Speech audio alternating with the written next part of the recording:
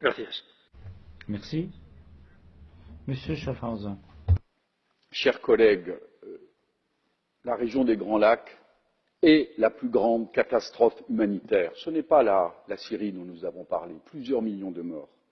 C'est un pays que je connais bien comme président de l'Institut européen de coopération.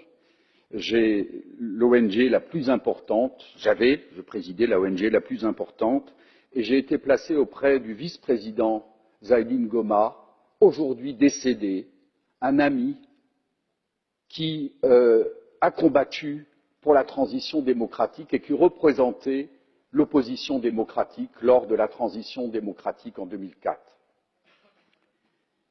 Il a donné la vie pour son pays. Donc parlons de démocratie. Je voudrais vous rappeler une histoire que je connais bien, dont j'ai été moi-même acteur. En République démocratique du Congo, l'opération dite des rebelles masquait une invasion organisée par les États-Unis qui utilisait Laurent Désiré Kabila. Pendant qu'il avançait, les envoyés de Clinton signaient des contrats sur les mines, comme les hommes de Biden actuellement en Ukraine. Parlons de démocratie. Laurent Désiré Kabila, stoppé par la France et l'Angola, se rapproche de la France car il estimait que c'était les intérêts de la République démocratique du Congo.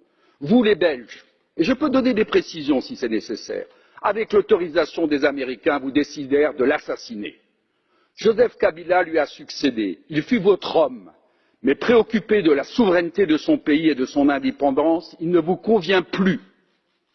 La RDC a besoin de stabilité et non de votre interventionnisme orienté selon des intérêts variables.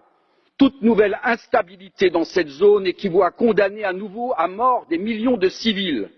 C'est toute l'Afrique subsaharienne qui s'enfoncera dans le chaos si cette région tombe à nouveau dans le chaos.